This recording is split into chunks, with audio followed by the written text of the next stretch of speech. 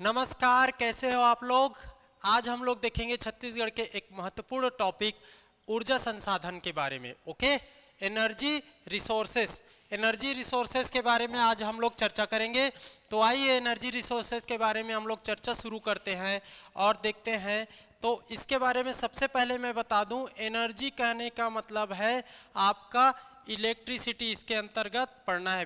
Basically आपका देखोगे तो इलेक्ट्रिसिटी को इसके अंतर्गत पढ़ेंगे। ओके, तो याद रख लेना, ऊर्जा संसाधन के अंतर्गत हम लोग मुख्यतः विद्युत, आपका बिजली उत्पादन या विद्युत उत्पादन के बारे में बात करेंगे, ये आपको जानना है। ठीक है, तो छत्तीसगढ़ में सर्वाधिक आपका विद्युत उत्पादन देखोगे, है ना, तो कोरबा जिला में होता है, कोरबा में। ओके, याद कर लेना।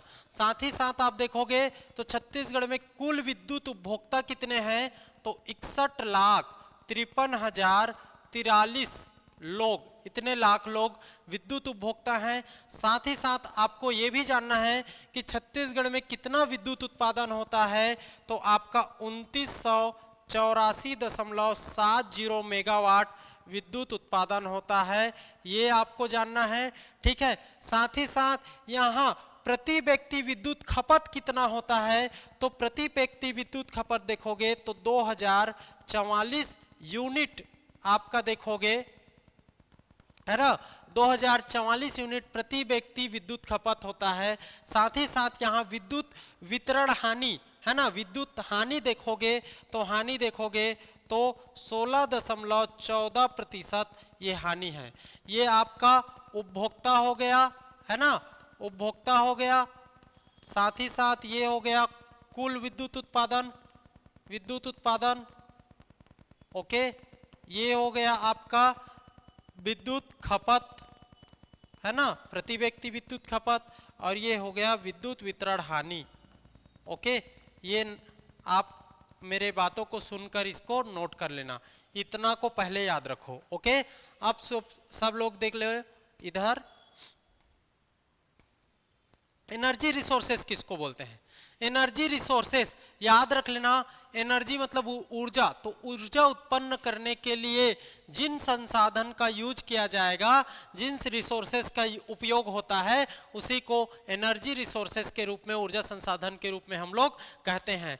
आप एनर्जी रिसोर्सेस को विद्युत उत्पादन के रूप में हम लोग देख सकते हैं। और विद्युत उत्पादन के लिए क्या चाहिए, तो पानी चाहिए, जल, पानी, और कोयला चाहिए, कोयला, है ना, कोयला चाहिए। तो पानी और कोयला, और छत्तीसगढ़ में देखोगे तो पानी, जल और कोयले की भरपूर उपलब्धता है। इसी कारण छत्तीसगढ़ में विद्युत उत्पादन आपका बहुत ज्यादा अधिक है। ओके, आपका विद्युत उत्पादन कितना है, अधिक है। यहाँ जोरों शोरों से इसका उत्पादन किया जाता है, ये आपको जानना है। और जब विद्युत उत्पादन ज्यादा हो रहा है, तो छत्तीसगढ़ को जब राज्य स्थापित हुआ उसके बाद 2008 में विद्युत उत्पादन ज्यादा होने के कारण इसको छत्तीसगढ़ को जीरो पावर कट कहा गया। ये आपको जान लेना है, zero power cut.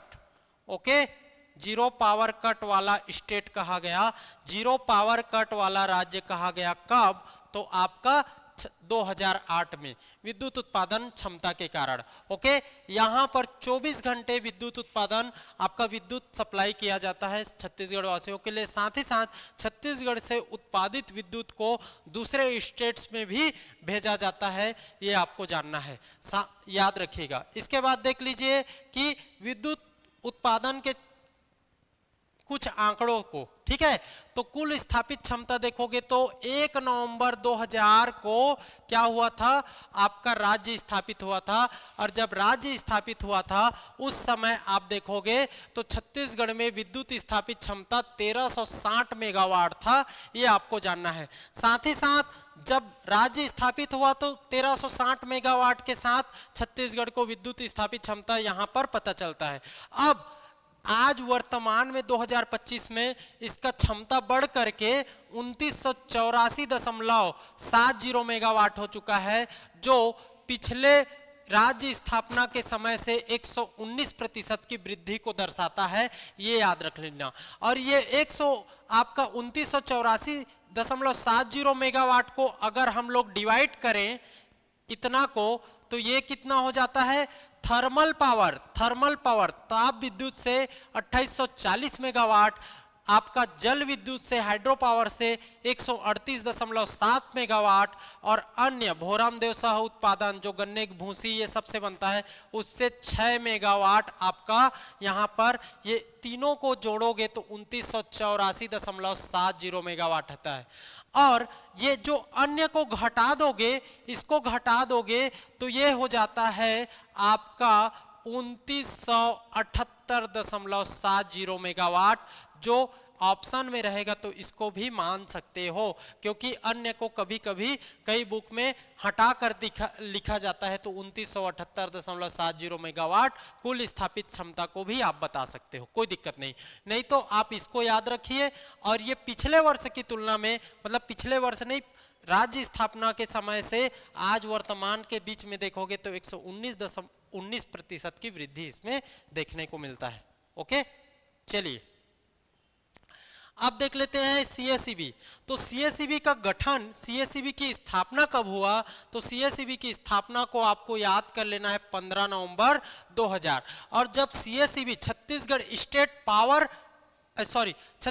State electricity board, Chhattisgarh state electricity board, इसका गठन 15 नवंबर 2000 को होता है, तो इसको बाद में अलग अलग कंपनियों में डिवाइड भी किया जाता है, और ऐसे 5 कंपनियों में डिवाइड किया गया। और कब किया गया, तो 2008 में ही किया गया।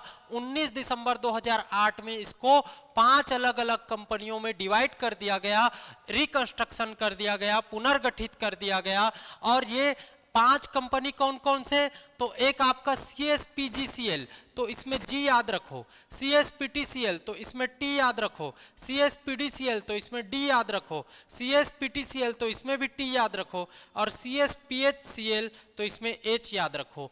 इस G का मतलब है जेनरेशन, इस T का मतलब है ट्रांसमिशन, इस D का मतलब है डिस्ट्रीब्यूशन, इस T का मतलब है ट्रेडिंग, और इस H का मतलब है होल्डिंग। याद कर लेना भाई, होल्डिंग। और ये होल्डिंग का आपका देखो, ये ट्रेडिंग किसमें विलय कर दिया गया बाद में, तो डिस्ट्रीब्यूशन में विलय कर दिया गया। और ये होल्डिंग को किसमें विलय कर दिया, तो इसको ट्रांसमिशन में विलय कर दिया गया।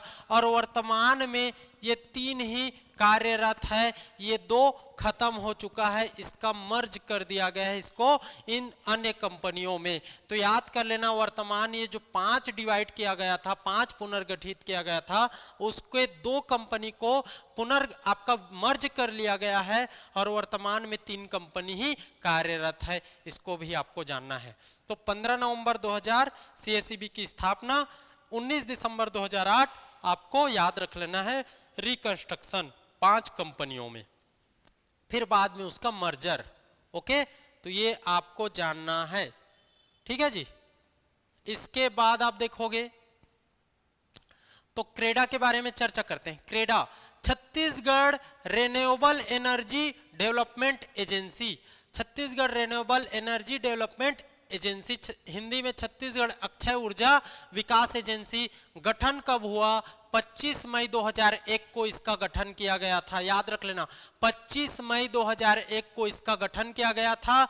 इसका उद्देश्य देखोगे तो आपका जो गैर पारंपरिक स्रोत है, ऊर्जा के वैकल्पिक स्रोत है, जैसे कि सोलर एनर्जी, आपका हाइड्रो पावर से एनर्जी लेना, पवन ऊर्जा है ना, विंड एनर्जी, ये सब को गैर पारंपरिक स्रोत जिसको बोलते हैं, उन सब की सहायता से, उन सब के बारे में तकनीकी जानकारी प्रदान करना, और उन जानकारी के थ्रू जितने भी एनर्जी रिसोर्सेस है उसको बढ़ावा देना, इसका उद्देश्य है। ये आपको जान लेना है। कार्य क्या करता है, तो अक्षय ऊर्जा स्रोतों को आपका क्या करता है, ये ऊर्जा संरक्षण करने की काम करता है। याद कर लेना भाई, इसके लिए एक्ट लाया गया था, ऊर्जा संरक्षण अधिनियम, आपका एनर्जी रिसोर्सेस, आपका एनर्जी कंजर्वेशन एक्ट 2001। ओके, याद कर लेना इसको।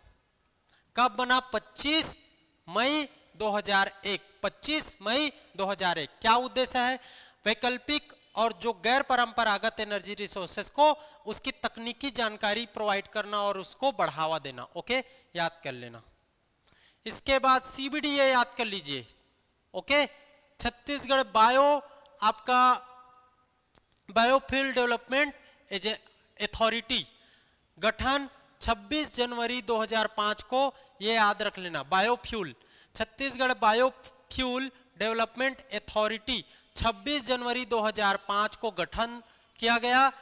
छत्तीसगढ़ राज्य सरकार द्वारा जैव ईंधन को, है ना, बायोफ्यूल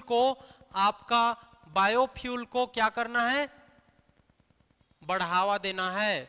याद कर लेना भाई, ठीक। तो जैव ईंधन पर अनुसंधान एवं विकास कार्य का ये प्रगति देगा, ये आपको जानना है। CBDA Chhattisgarh biofuel development authority, कब, तो आपको याद रख लेना 26 जनवरी 2005। 26 जनवरी 2005।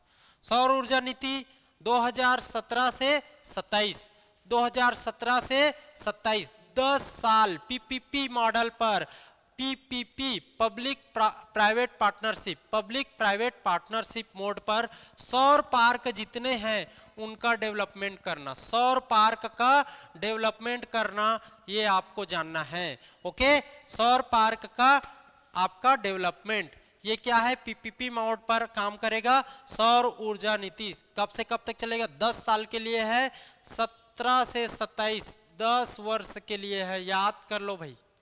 ओके, ठीक, आपका सौर ऊर्जा नीति।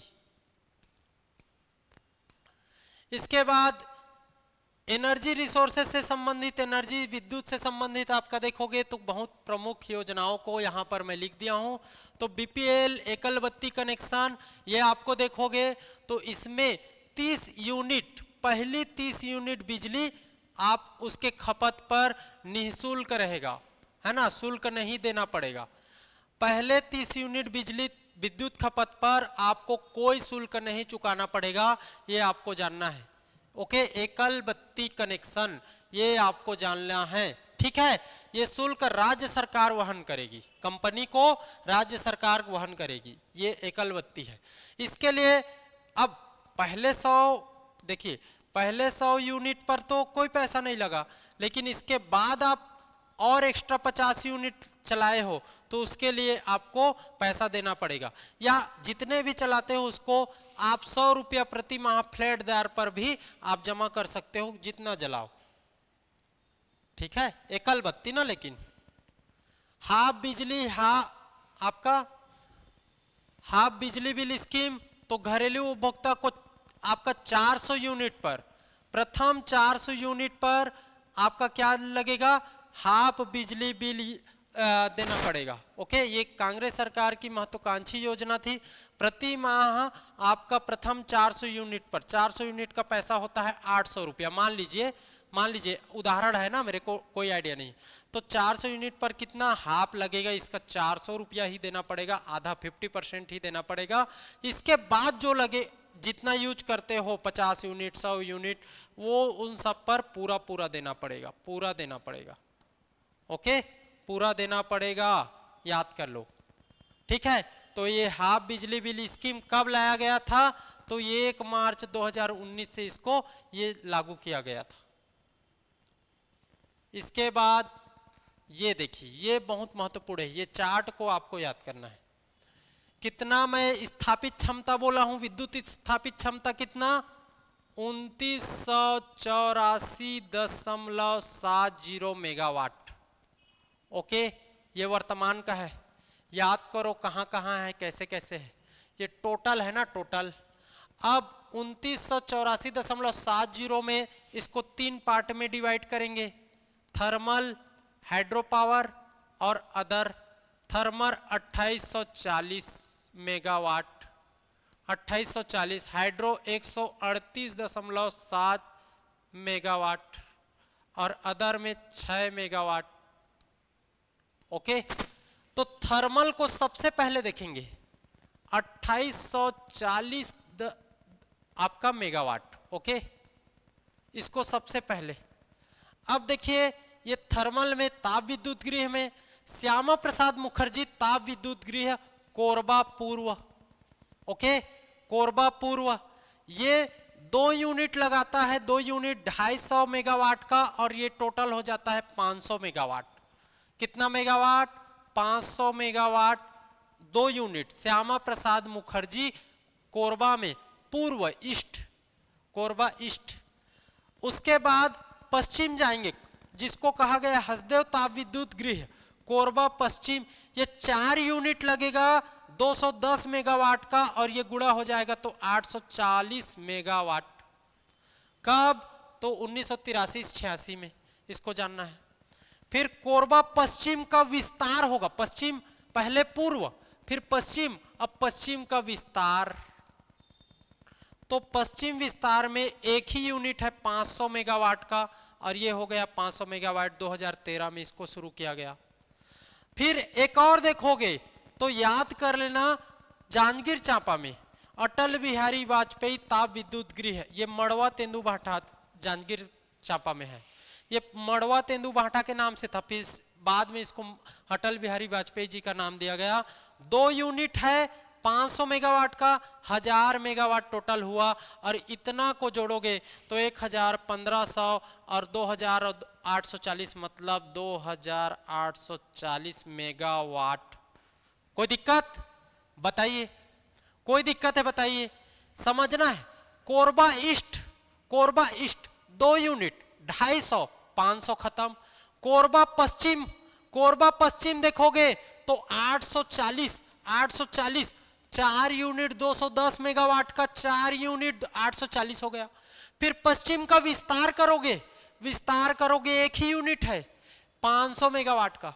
फिर मड़वा भाठा तेंदुभाठा, मड़वा तेंदुभाठा जांजगीर चांपा, ये 2 यूनिट है 500 मेगावाट का, 1000, सबको जोड़ोगे तो ये हो गया 2840। ये थर्मल से इतना विद्युत उत्पादन हो रहा है। कब कब याद रख लो, कोरबा पूर्व 2007, हसदेव ताप ये 1983-86 वाला है। इसके बाद कोरबा पश्चिम 2013, अटल बिहारी वाजपेयी, इसको याद रख लेना, ये 2016 पूछा गया क्वेश्चन बार बार।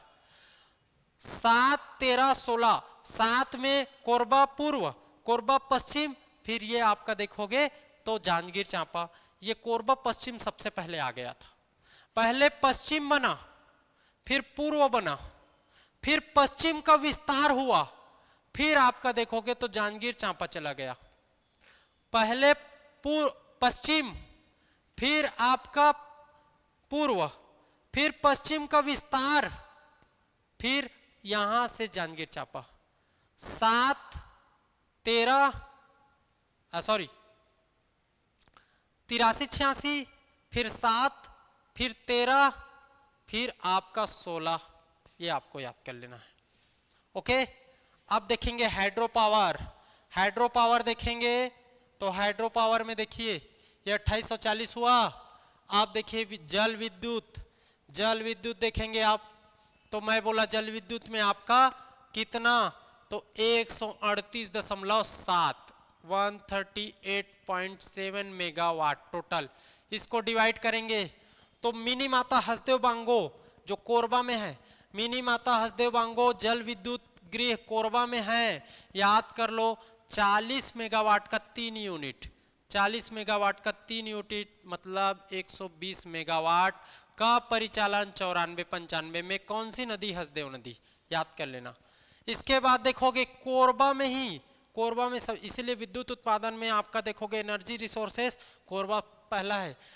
कोरबा पश्चिम देखोगे, पश्चिम तो लघु जल विद्युत गृह, ये 2 यूनिट है 0.085 का, है ना, 0.85 का 2 यूनिट 0.85 का ये, और 1.7 मेगावाट। 2003 और 9 में हसदेव नदी, 2003 और 9 में हसदेव नदी 1.7 मेगावाट, 2 यूनिट 0.85। ओके, जल विद्युत गृह गंगरेल बांध धमतरी में, धमतरी गंगरेल बांध 2.5 मेगावाट का 4 यूनिट 10 मेगावाट याद रख लेना। 2004 में महानदी में 2 ठो कोरबा में है वो हसदेव नदी, ये दोनों आपका, ये एक महानदी है, इसकी सहायक पैरी नदी याद कर लेना। जल विद्युत गृह है सिकासार, गरियाबंद में है सिकासार, और ये 3.5 मेगावाट का 2 यूनिट है, 7 यूनिट, ये 7 मेगावाट सॉरी, ये आपका देखोगे 7 मेगावाट 2006 में पैरी नदी में। तो सिकासार में पैरी नदी पर 7 मेगावाट, महानदी गंगरेल वाला है, गंगरेल वाला ये आपका देखोगे तो 10 मेगावाट। ओके, और जो पश्चिम में है ओके लघु जल विद्युत ये 1.7 मेगावाट और ये 120, सबको जोड़ोगे तो हो जाएगा 138.7 मेगावाट, 138.7 मेगावाट याद रख लेना। ओके, याद हुआ? तो कोरबा में जो हसदेव बांगो परियोजना 120 मेगावाट, उसके बाद लघु जल कोरबा पश्चिम में 1.7, उसके बाद गंगरेल में धमतरी का 10 मेगावाट, उसके बाद आपका 7 मेगावाट देखोगे तो गरियाबंद का सिकासार पैरी नदी पर, ये गरियाबंद में है, ये टोटल हो जाता है 138.7 मेगावाट। ओके, अन्य देखोगे, अन्य तो भोरमदेव सह उत्पादन शक्कर कारखाना है ना, शक्कर कारखाना ये आपका देखोगे तो यहाँ पर गन्ने की भूसी लोई ये सब होता है, तो यहाँ पर 1 यूनिट है 6 मेगावाट का, ये आपको याद कर लेना 2006 में। इस कारण टोटल सबको जोड़ोगे तो 2984.7 मेगावाट, और अगर इस 6 मेगावाट को घटा दोगे तो 2978.70 मेगावाट याद करते चलना है भाई। ये आपका कुल विद्युत उत्पादन छत्तीसगढ़ में। और राज्य स्थापना के समय कितना जी? 1360 मेगावाट। ओके, राज्य स्थापना के समय 1360 मेगावाट याद कर लेना भाई, 1360 मेगावाट।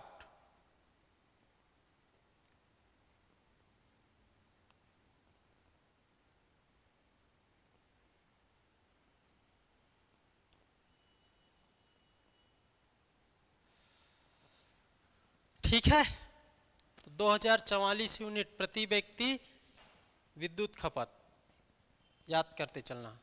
अब देखिए एनटीपीसी का देख लो, ये आपका एनटीपीसी का एक बार देखना है तो एनटीपीसी आपका छत्तीसगढ़ में 3 जगह है, जमनीपाली कोरबा में, एनटीपीसी सीपत बिलासपुर में, और लारा में, रायगढ़ के लारा में।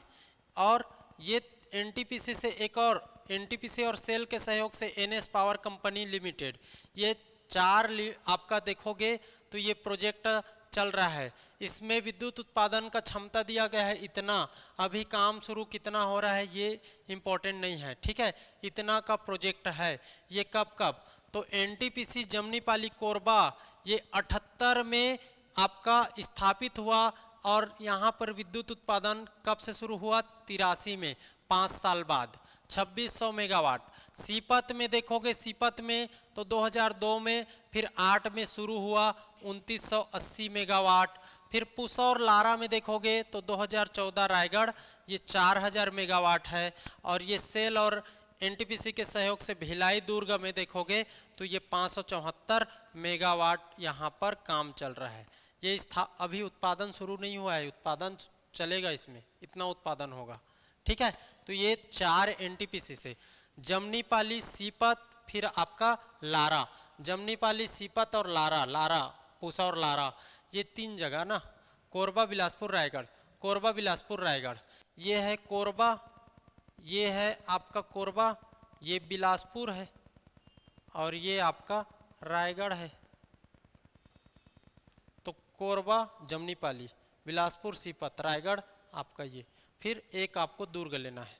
ये रायगढ़ वाला सबसे ज़्यादा 4000, सीपत वाला 2900 बढ़ते क्रम में है, फिर ये लास्ट में भिलाई वाला कम हो चुका है, याद कर लेना भाई। प्रस्तावित ताप विद्युत परियोजना कहाँ कहाँ प्रस्तावित किया गया है देख लीजिए, ठीक है, कहाँ कहाँ प्रस्तावित किया गया है। ओके, तो देखो कोरबा दक्षिण में 1000 मेगावाट का प्रस्तावित है। फिर कोरिया में है, कोरिया देखिए, कोरिया ये छत्तीसगढ़ है, इसको मैप के थ्रू देखिए, ये देखिए ये छत्तीसगढ़ है, तो ये मैप हो गया। और छत्तीसगढ़ में देखोगे तो पहले कोरबा में देख लो, कोरबा में प्रस्तावित है, यहां पर ये इसको ऐसा डिवाइड कर दूं,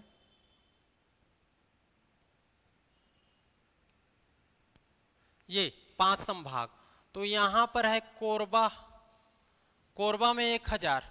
फिर आपका बुंजी बुदेली कोरिया में है, बुंजी बुदेली कोरिया में, ये आपका 500 मेगावाट।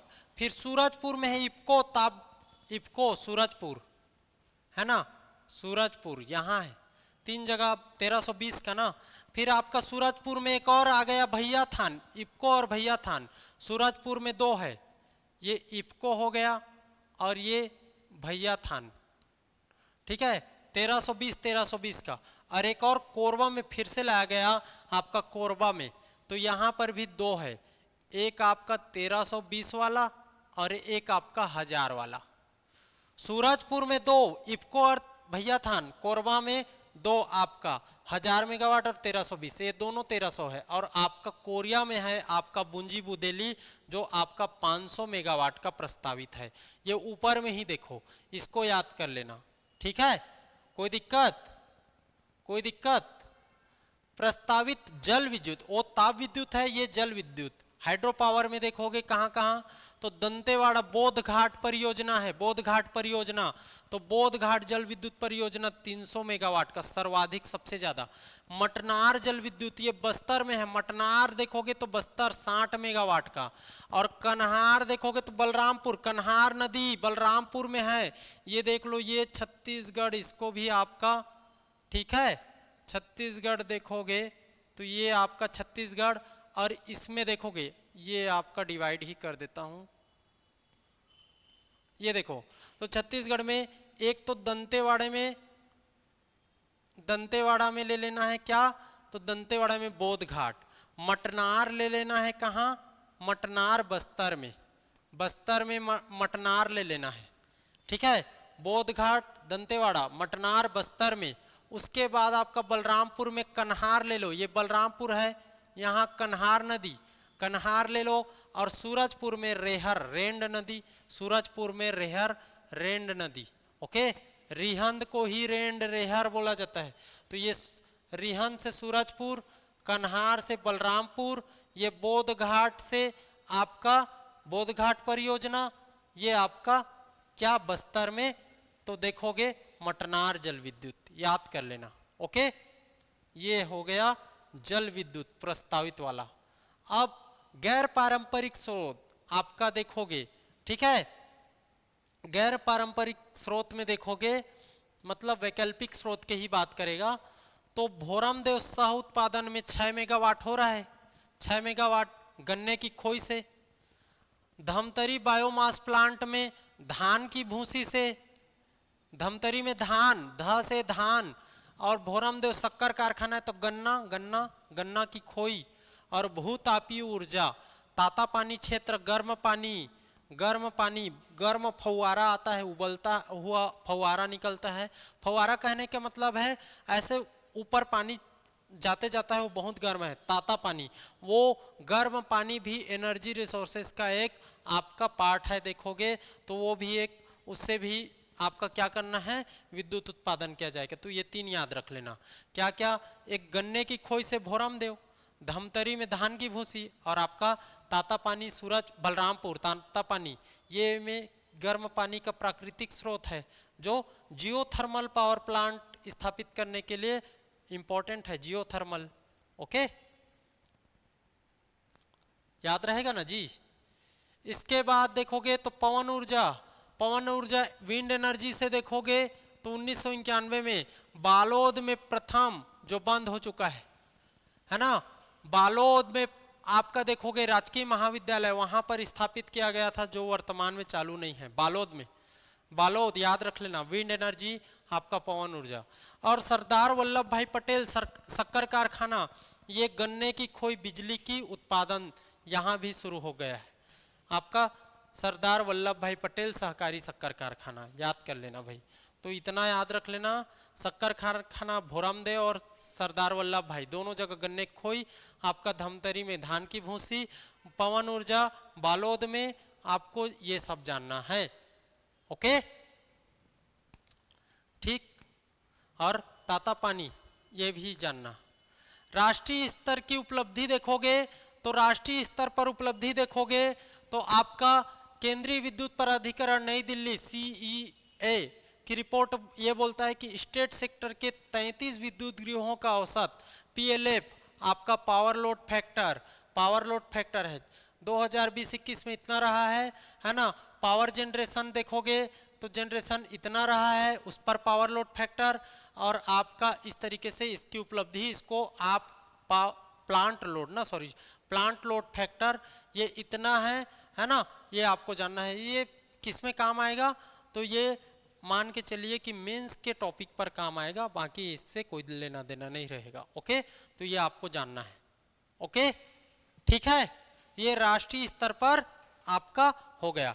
इसके अलावा एक चीज और मेरे को बताना है कि रेलवे का देश में सबसे बड़ा सोलर प्लांट, रेलवे का देश में सबसे बड़ा सोलर प्लांट कहाँ स्थापित किया गया, तो चरोदा दुर्ग में स्थापित में देखोगे तो रेलवे का सबसे बड़ा solar plant.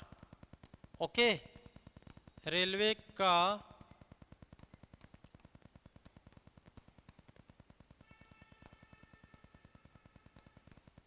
Solar plant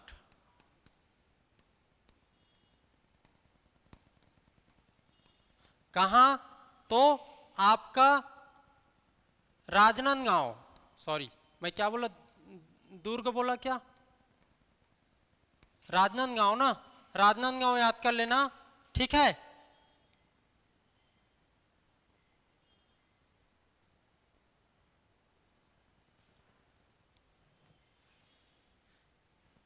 sorry ये देखो, ये राजनांदगांव में पहला स्थापित किया गया था सबसे बड़ा, और ये देश रेलवे का सबसे बड़ा बोलोगे तो चरोदा भिलाई में है।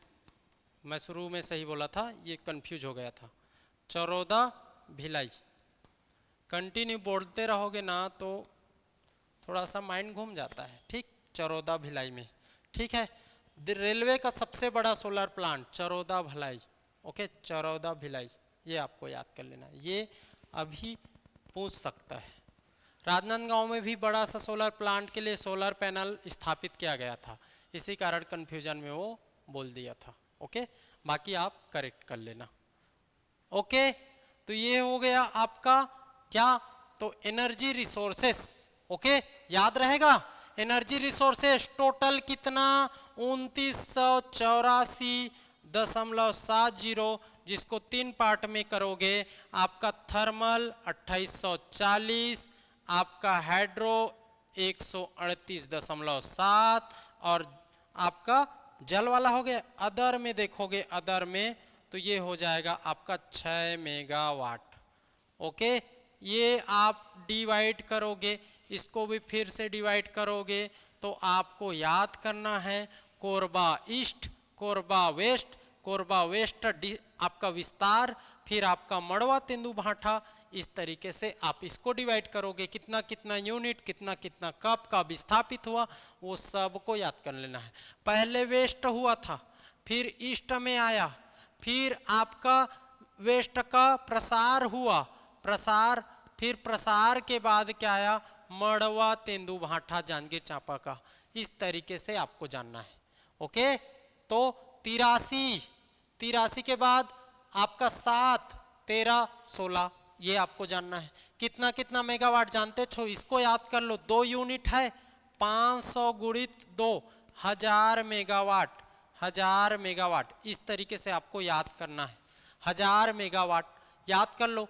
एक में आपका देखोगे तो आपका कोरबा ईस्ट है, वो 2 यूनिट है 250 का, एक 4 यूनिट है 210 का 840, फिर आपका 1 यूनिट है 500 का, ये आपको जानना है। तो वो हो गया टोटल। हाइड्रो पावर में 40 जो मेगावाट का 3 यूनिट, ये खो गया है ना, हसदेव बांगो से, है ना।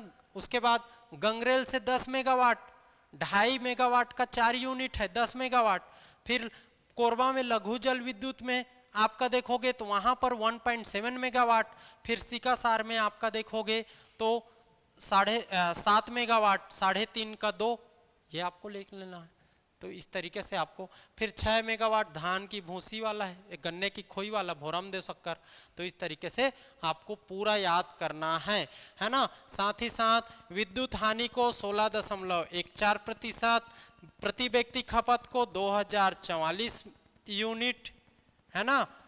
टोटल विद्युत उपभोक्ता 61, 53, 43, ये आपको याद रखना है। इस तरीके से ये कुल विद्युत उत्पादन आपके राज्य स्थापना के समय 1360। आपका ये सीएसईबी का गठन कब हुआ, इसको कब 5 भागों में डिवाइड किया गया, फिर इसको 3 पार्ट में कौन कौन को मर्ज किया गया, फिर आपका देखोगे तो जीरो पावर कट कब हुआ, 5 पार्ट में डिवाइड किया तो कब किया, 19 दिसंबर 2008 को। ये इस तरीके से सीएसईबी आपका 15 नवंबर 2000 को, है ना। इस तरीके से आपको जानना है। ओके, 1360 कितने प्रतिशत वृद्धि, 119% की वृद्धि, इस तरीके से आपको जानना है। Okay, clear. तो एक चीज आपको और बताना था, ठीक है, एक चीज आपको और बताना था। देखिए यहां से मैं बता देता हूं आपको,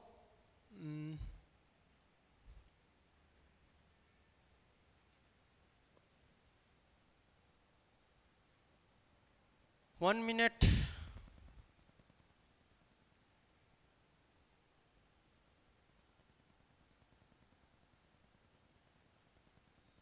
देखो आप लोग को मैं ये बता देना चाहता हूं कि एडीओ और एडीआई, ओके,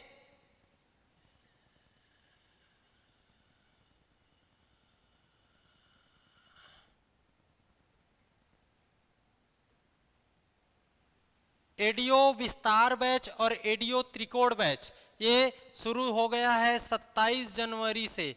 ओके, 27 जनवरी से आपका एडीओ विस्तार बैच और एडीओ आपका त्रिकोण बैच। त्रिकोण में क्या क्या पढ़ाया जाएगा, तो त्रिकोण में आपका 3 विषय, ग्रामीण विकास, है ना, आजीविका, ग्रामीण विकास, आजीविका, ओके, आजीविका। उसके बाद आपका देखोगे तो पंचायती राज, ये तीनों का तैयारी किया जाएगा, है ना। पंचायती राज, ये 3 सब्जेक्ट का तैयारी कराया जाएगा त्रिकोण में। ओके, इसके लिए अलग फीस है और विस्तार में पूरा सिलेबस कवर किया जाएगा, पूरा सिलेबस। ओके, पूरा सिलेबस याद रख लेना, पूरा सिलेबस कवर किया जाएगा विस्तार बैच में। तो एडीओ विस्तार बैच, एडीओ त्रिकोण बैच, त्रिकोण बैच में 3 सब्जेक्ट और विस्तार बैच में पूरा सिलेबस। साथ ही साथ आपका एडीओ का टेस्ट सीरीज भी शुरू हो रहा है। एडीओ का टेस्ट सीरीज आ जाएगा 20 तारीख के करीब करीब। आपको एक बार इसके बारे में भी चर्चा करना है, यहाँ पर आपका इंक्वायरी करना है। ओके, इंक्वायरी करना है ना, इंक्वायरी करना है, याद रख लेना, ठीक। ओके, एडीओ टेस्ट सीरीज 20 मार्च के करीब करीब है, मेरे को एग्जैक्ट डेट पता नहीं है, आप कवर कर लोगे, पूछ लोगे, इंक्वायरी से पता कर लोगे। एडीओ का टेस्ट सीरीज ये 27 जनवरी से शुरू हो चुका है, ये आपका ज्वाइन कर सकते हो, अभी बहुत समय है, हम लोग पूरा कर देंगे आपके जो भी कोर्स है उसको। साथ ही साथ आपको जान लेना है एडीआई का बैच शुरू हो गया है, एडीआई का बैच, एडीआई का बैच भी चल रहा है।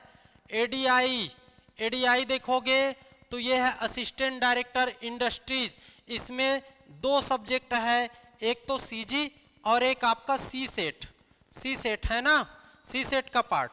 साथ ही साथ सी सेट में जोड़ दिया है Chhattisgarhi language, Hindi language, computer और आपका इंग्लिश सब्जेक्ट।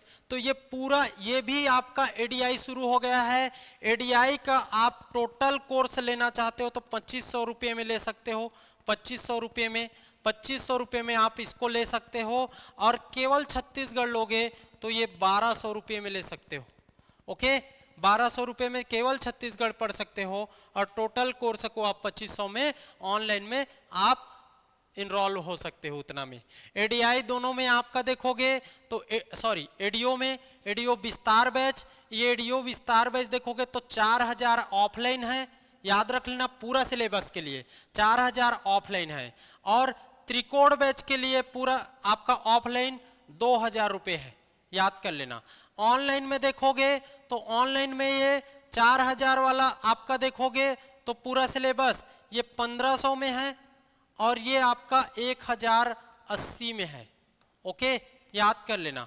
तो ये इसमें जाकर के अभी तुरंत आप इनरोल हो सकते हो, साथ ही साथ एडीआई में। और एक बैच चल रहा है समग्र बैच।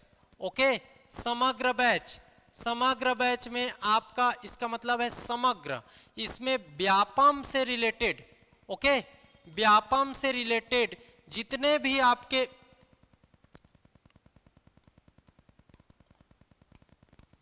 भी आपके परीक्षा एग्जाम होंगे, तो इसके 1 साल के ड्यूरेशन में जितने भी व्यापम से संबंधित एग्जाम होंगे उन सब एग्जाम के सिलेबस को कवर किया जाएगा आपके प्रेफरेंस के थ्रू। जैसे कि अभी एडीओ का एग्जाम चल रहा है तो एडीओ का कवर किया जाएगा, फिर आपका अमीन पटवारी आ गए तो अमीन पटवारी का, फिर आपका आरआई आ गए तो आरआई का। इस तरीके से समग्र बैच में भी आपका व्यापम की तैयारी पूरे डिटेल रूप में कराया जा रहा है। इसका भी आप, ये बैच लॉन्च हो चुका है, इसमें भी ज्वाइन कर सकते हो। तो इस तरीके से आप सीजीपीएससी नॉलेज में एडीआई बैच चल रहा है, समग्र बैच चल रहा है, और एडीओ का टेस्ट सीरीज लॉन्च होने वाला है, और एडीओ का कोर्स भी आपका ऑनलाइन और ऑफलाइन दोनों मोड पर चल रहा है, इसको भी जान लेना है। साथ ही साथ एडीओ का आपका बुक भी आ जाएगा, कुछ दिन में बुक भी आ जाएगा, अमरदीप सर के द्वारा आपका बनाया गया बुक एडीओ का। ये बुक भी आपको 25 मार्च के बाद से मार्केट में अवेलेबल हो जाएगा। आप यहां से भी ले सकते हो, मार्केट से भी ले सकते हो, तो ये बुक को भी आपको लेना है। ओके, तो आप तुरंत जाइए और इस वीडियो के डिस्क्रिप्शन में आपको यहाँ का नंबर मिल जाएगा, वहाँ इंक्वायरी कीजिए। और आप किसी भी बैच में, जैसे कि आपका देखिए तो ये एडीओ हो गया, एडीओ, या आप एडीओ टेस्ट सीरीज, या एडीआई का असिस्टेंट डायरेक्टर इंडस्ट्री, या समग्र बैच जो व्यापम के लिए कोई भी एग्जाम, सब एग्जाम को ये कवर करेगा समग्र बैच। किसी भी बैच में आप ज्वाइन करना चाहते हो, ऑनलाइन या ऑफलाइन किसी भी थ्रू, तो आप ये इस वीडियो के डिस्क्रिप्शन में आपको यहाँ का नंबर मिल जाएगा, उस नंबर पर आपको इंक्वायरी करना है और पूछ कर कीजिए, कोई सभी बैच में आप ज्वाइन कर सकते हो। तो जल्दी कीजिए, खासकर मैं एडीओ के लिए बोलूँगा और एडीआई के लिए बोलूँगा। एडीओ और एडीआई के लिए तुरंत बोलूँगा मैं कि आप तुरंत जाइए, ज्वाइन करिए। 15 जून को एडीओ का एग्जाम है, 6 जुलाई को एडीआई का एग्जाम है।